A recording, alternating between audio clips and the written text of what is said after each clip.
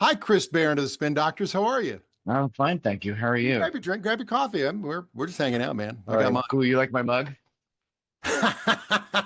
I don't know where you got that one, man. Mhm. You It was actually a gift from our drummer Aaron Comas, the Spin Doctors oh, I love drummer it. Aaron Comas. Yeah. So first of all, what you guys are doing here is Story of a Song, a 90s Unplugged Experience, District 142, which is a great venue, district142live.com. It's going to be you, Brian from the Verve Pipe, you got John from 9 Days, and then J.R. Richards with Dishwalla. And do you sit around and have you? I got to ask, have you done this show before? This isn't like a one-off kind of thing. You guys have done this. Yes, we have. Yeah. It's a great format for your listeners who have never been to this kind of songwriter circle format. It's basically like, storytellers, um, but with, four different artists, and you're just getting the kind of background of all these songs. And, you got four terrific songwriters, four terrific storytellers, four terrific singers and guitar players, just kind of taking turns telling the story of how they wrote these songs. And of course, there's like repartee, between all of us. Everybody's like very clever, and we're all quite friendly with each other. So there's it's great. It's funny. It's poignant. It's very, very deeply musical, and just a great evening out. Great kind of Just concert. thinking like, like the idea like country does it. I mean, with the Bluebird Cafe in Nashville, you'll see these writers. A friend of mine, Jim Brown, Moose Brown, he wrote his 5 o'clock somewhere and he was in Seeger's band and stuff. And he'll do those sessions and stuff. And it's so Hmm. comfortable that you guys listen to, although you do need to ask JR from Dishwalla. Counting Blue Cars to me, I swear to God, he says, I'm a dairy farmer. You I'm know not what sure I'm what talking about? that I'm not sure what that lyric is. Actually, he this is the first one that I'm doing with him, so I'm really looking Okay. forward to that's I come to think of it, I don't know what that lyric is either. So It's something you towards the know end of the song. He says something like, yeah. very far now. And I'm like, I always heard I'm a dairy farmer. I'm like, I don't think that's what he meant. That's a do you know what that's called when you mishear that? There's a like a formal term for that. It's a mondegreen. And it's from an old um it's from an old English song that's like they took Sir um so and so and laid him on the green, but it was commonly misheard as Lady Mondegreen. So the words laid him on the green were heard No. as Lady Mondegreen. So yeah, there's a if you look it up, the word Mondegreen means like a misheard lyric, like excuse me while I kiss this guy, Or or there's a bathroom on the right. Fogarty found exactly, that yep, one. Yeah. yep, yeah, Oh it's a my God. Mondegreen. Yeah, That is so cool. you hang out with Chris Barron and you learn stuff. See, I love this. I got, I really am looking, I was looking forward to talking to you and I didn't know I was going to learn something today, but I wanted to talk about you were 19, right? With when you wrote Two Princes. That's correct. Yeah. Okay. I want to go back. When did you start writing songs? What was the first song you actually wrote? Do you remember? The first song I wrote was a song called "The Thomas Sweet Rag." Thomas Sweet was an ice cream shop that I worked at in Princeton, New Jersey, my hometown, and it was to the tune of the Stray Cats' "Sexy and 17." And it Hey was man, sort don't of want to go to school no more. Me neither. That kind of okay. Oh that's wow. right. All right. Okay. So yeah, it was uh just a song kind of making fun of the place that I worked at. But yeah, I started taking guitar lessons. I started playing guitar when I was 8, I guess, but I didn't get serious until I was 12. And when I was 12, I got this guitar teacher named Barry Peterson, and he was like, um, he taught me like a Harry Belafonte song and Fleetwood Mac tune and a Simon and Garfunkel song, and he was like, you know, I took a couple chords from each of those and I was like playing them, and he came in for the next lesson, and I didn't know if he was just gonna be like, stop screwing around and practice what I told you to work on, or what, you know. And I played it for him. He was like, oh, that's cool. You know, you just take a couple chords you like, and you go da da da da da, do do do do do, and if you do that long enough, that turns into lyrics. And then you write those down in a notebook with the chords, and that's how you write songs. And I was like, wait, what? You know, what about the squiggly lines and you know the all that stuff? He was like, do you think Bob Dylan and you know, John Lennon can read music? And I was like, of course they can. And he's like, no, that's how they write songs. So I was like, okay. And I always had a penchant for creative writing from a really early age. And when I was in I guess like about the same time when I was in like seventh grade, our English teacher was teaching us like literary devices, like metaphors and similes. And he Sure. was like, anybody have a simile? And I put my hand up, and he, you know, called on me, and I said, um, and in the distance, a bell tolls like a lonely sentinel of a happier time. And I'm like 12. Wow. He You're was an like, old soul. is that, is that Faulkner? And I was like, who's Faulkner? You know, and he was like, oh, well, that's really good. And then after class, he was like, is everything okay at home? Well, but I mean, Chris obviously is a writer, and I was thinking about the comparisons. What I do for a living, talking on the air, hosting a morning show, doing what we do. We observe everything around us, and Sure. we're trying to shape content. You know, things that Mhm. I can bring to the air, relatables, whatever you want to define it as. Yeah. As a songwriter, is it similar, even as a young age, that you're listening and you're drawing from these experiences and what people say, and then they either consciously or subconsciously do they work their way into songs? Yeah, that's exactly how it works. You know, Wow. Okay. you know, I watched, I was in I did like a couple episodes of a TV show years ago, and there was a comedian named uh, Jay Okerman, Jay Jay Oakenfield, Okerson?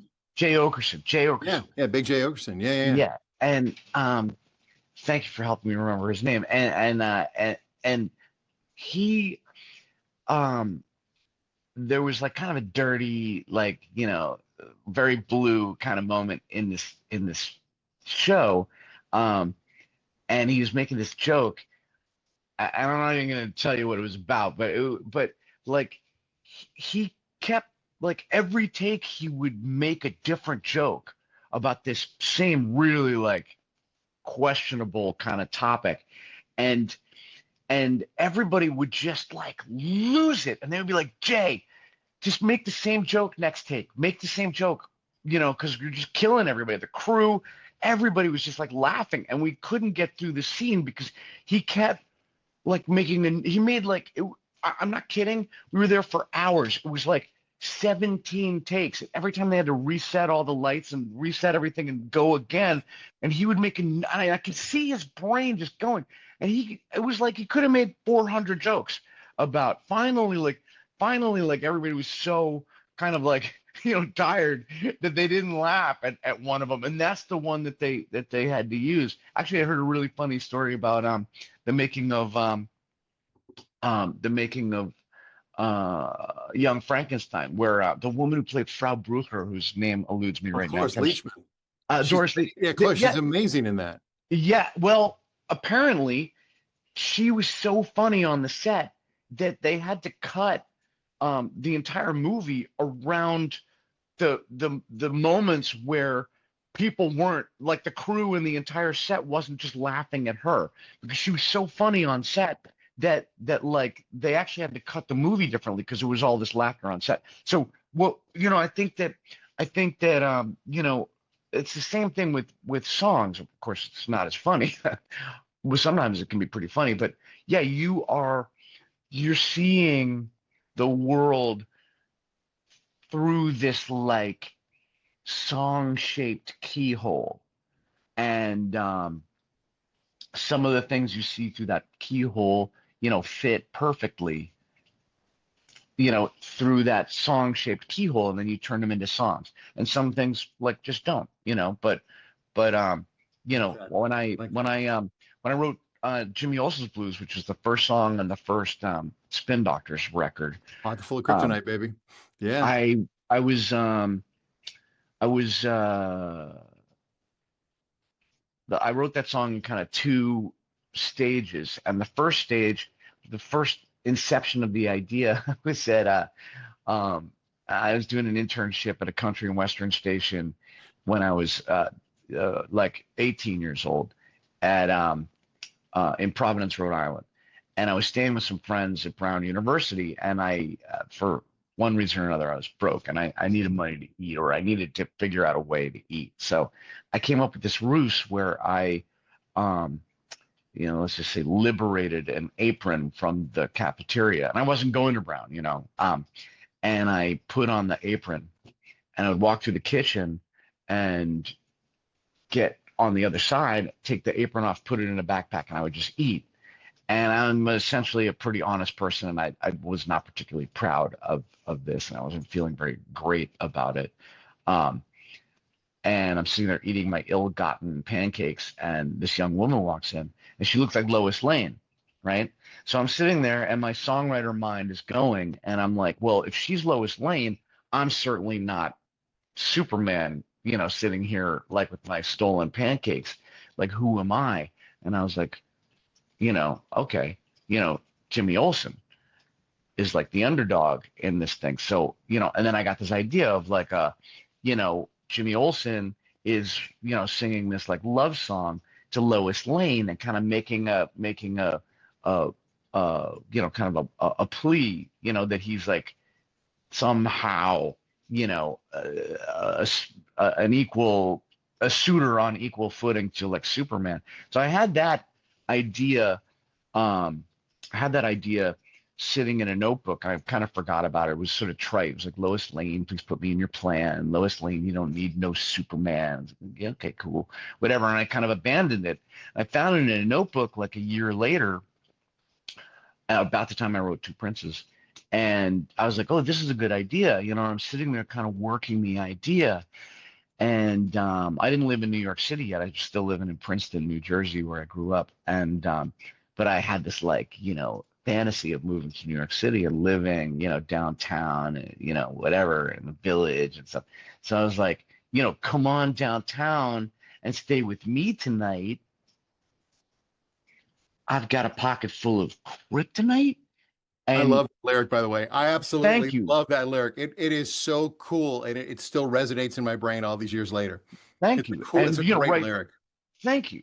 And right then, like you got the whole song right there. You're like, okay, now now he's not just some guy being like, oh, blow off Superman and like come Yeah. and be with me. All of a sudden now, the idea like, fractalates and comes, like kind of blooms into this prismatic idea of like any human being, being the equal of any other human being by virtue of the fact that like you have something, pocket full of kryptonite. Everybody has this like metaphorical something. It's like this deeply human idea, and all of a sudden you're like, wow, this is a song. And when you get that, I kind of think of it as like, you get your you get your like canines into the haunch of the like idea of the song, and you're going to bring it down, because once you've got that, you know that the rest of it is just sort of filling it in.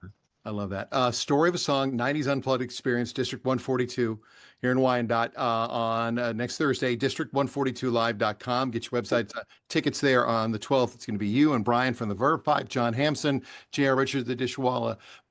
And I always think a thing about the Spin Doctors, and you've said this, it's not like I'm breaking ground.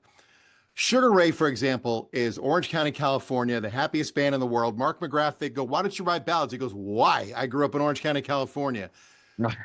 In the midst of this really upbeat stuff that you would do with Two Princes and Little Miss Can't Be Wrong, and you listen to it, there's some serious undertones of relationships and you breaking up with somebody, or why are you with someone else? I mean, you didn't just write fluff. It was a weird is dichotomy the right word? It was upbeat, but Sure, it yeah. it had some heavy tones to it. I mean, you had to be aware of that when you're writing it, Chris, or it was just where you Yeah. were at the time. No, no, I mean absolutely. Like my brother passed away a year and a half ago, and he was a very, very brilliant guy. And I'm dyslexic. I didn't learn to read until like, like kind of second, third grade. Like I had a lot of trouble in school. And as a result, you know, I I kind of grew up feeling sort of dumb,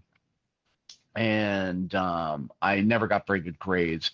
And my brother was the exact opposite. My brother learned to read when he was like 2. I mean, actually, like he was watching Sesame Street, and it was like Damn. ip, ship, ip, sip. He's like, got it. I can read now. Like it was just, he just like figured it out. Electric Company and Sesame Street, and he was like up and running. So my brother like always was sort of my kind of tutor, and and when I spoke, I was very articulate.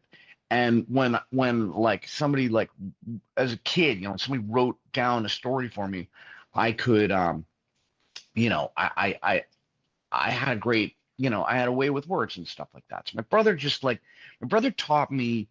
My brother got me reading all the best shit. My brother, pardon me, the best stuff. My brother got me reading, Byron, Keats, Shelley, James Joyce. And I had this moment in high school where, we were doing Romeo and Juliet, and again, it was always really hard for me to read. And I we're doing Romeo and Juliet, and there's that balcony scene, and I'm sitting there just going like, okay, there's got to be something to this. This is famous, this is like this wouldn't have been around for like 400 years and ignited so many imaginations if there wasn't something to it. So I'm sitting there in class, and we're doing that thing where you're going around and everybody's like kind of reading it out loud, and Sure. they get to the Juliet line. Says to Romeo, I'm starting to think like, Juliet, I like Juliet. She's kind of cool. Like, all the stuff she's saying. It's like if a girl said this to me, I'd be really into it. And says to Romeo, dost thou love me? I know thou wilt say I. And I was like, thou wilt say I? Like, why not yes? Like, I, A-Y-E, like I. Like, aye, Captain, or whatever. I. And I realized she's saying yeah. It's like she's saying, do you love me? I know you'll say yeah. And all of a sudden it just like cracked open for me. And I was like, all this like highfalutin kind of stuff, this highbrow stuff, like Shakespeare, this is just people writing the coolest stuff they can imagine. And that I understood because I was into Bob Dylan, and I was into Leonard Cohen, and I was into like I was into lyrics, and I could relate it to like Bob Dylan, where a lot of that was like hep talk. And I realized, here, my cat wants me to hang out. Come here, bud. You guys want to meet my cat? It's my kitty. Hey, if that cat's named Cleopatra, I'm going to scream. I'm just saying. No, it's Yeah. Marley. Okay. So What a yeah, cute cat. Okay.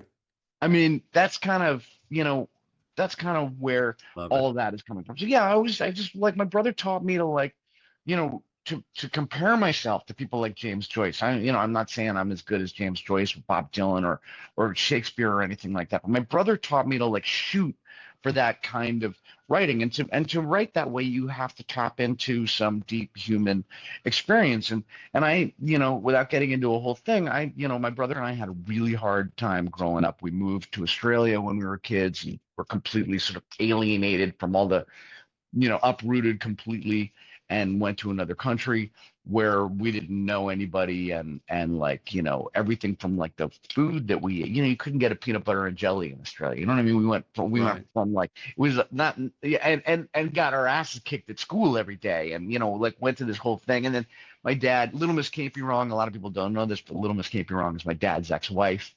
um my dad's remarried to a fantastic person, and everything's cool now. But we my brother and I, went through hell with this like stepmom who really had it in for us, and so it's not like there's a lot of people out there who suffered a lot more than me, but I know what it is too. I know what it is to be lonely. I'm a Gen X kid, latchkey. Like I know what it is to be lonely and alienated and hurt and to be betrayed by the people who should be taking care of you. And I want to write about that because that's the most poignant. It's And real.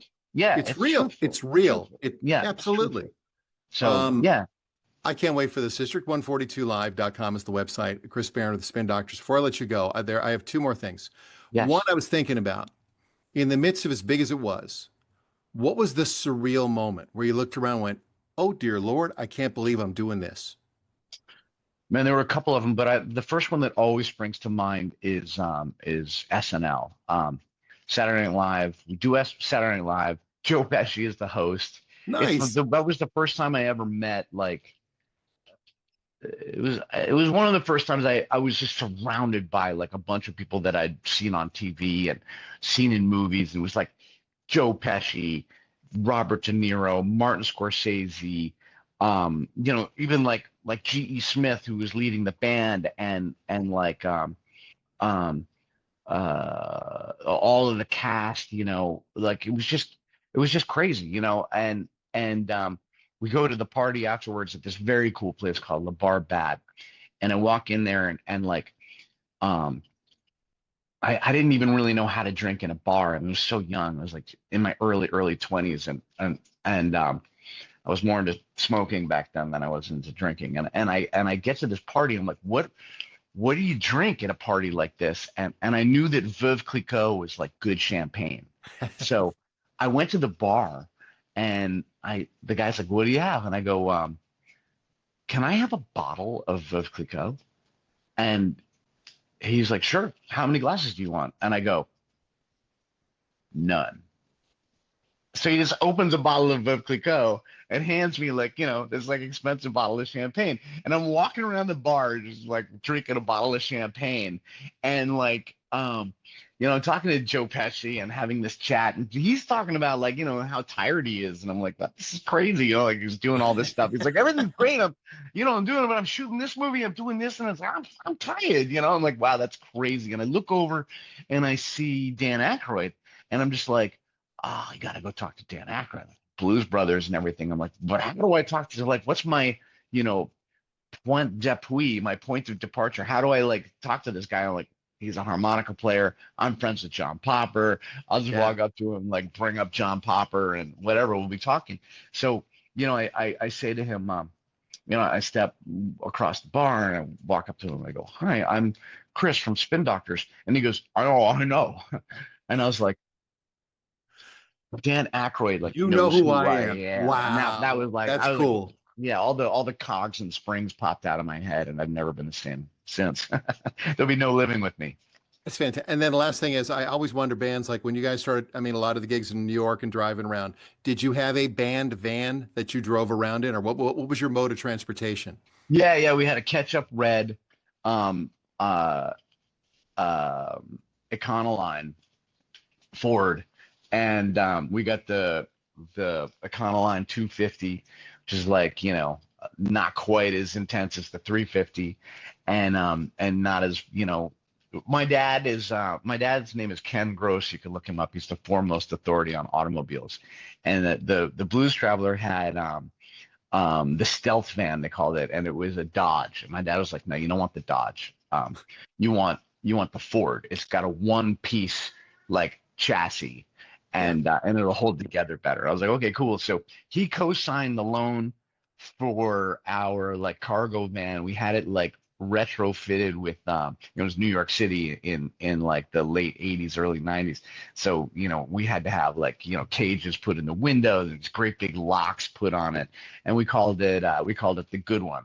And later on we went on tour with that and a passenger van that we rented. So we called the red van was the good one, and the rental van, the passenger van, we called it the other one, like the Grateful Dead song. Oh, but before that, Yeah. this is a great story. You're gonna love this. Before that, we had a Duster that belonged to Jason Richardson, who's like the fifth member of the band. He's, a lot of bands have like a person who, came on early, who's kind of the manager. Jay's our manager. And he came on at the very beginning of everything, and he's like a member of the band. And Jay had this car, there was a gold Duster. And we used to drive around to the gigs in this gold Duster. And it was the dead of winter, 1989, and it was really cold. We'd load everything into the back of the Duster, and then there's a bench seat in the front. And Jay would say, if you guys would take your coats off, we could all fit. And just to bust his chops, like we would never take our coats off. So it would be the four of us in the front.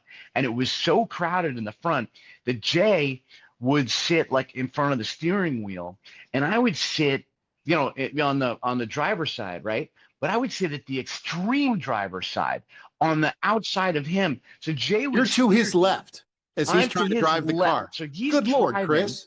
He's driving, and I'm on his left, and it was so crowded that I would actually man the pedals with my feet. So I'd be doing like the gas and the brake, and Jay would be steering the car.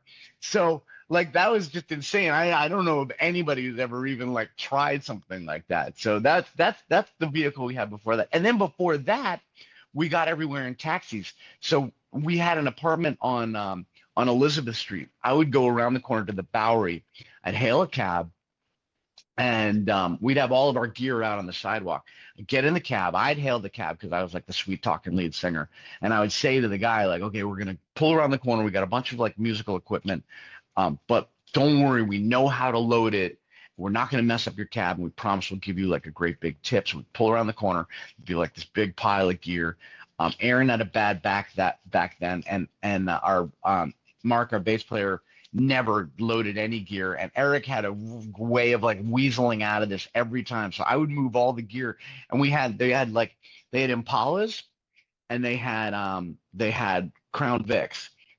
And we had a load for each one. We knew how, like the Impala had a big. You had it mapped tire. out for each one. Okay. We had it mapped out for each one. Man. So we had a lot of vehicles over the years. Chris, thank you so much. It's so much fun talking to you. This was a great conversation. District142live.com is the website. District 142 is a great venue in Wyandotte. Thursday the 12th. You guys are going to be there. Chris Barron and the Spin Doctors, Brian Vander from Verve Pipe, John Hampson, 9 Days, and then J.R. Richards, the Dishwalla. This whole story of a song and 90s unplugged experience. So much more that I was so looking forward to talking to you, and I had an absolute blast. Thank you. God bless you for the time, man. And we can't wait to see you here. Great. Thank you. Take care now. Thank you. Click that, and we are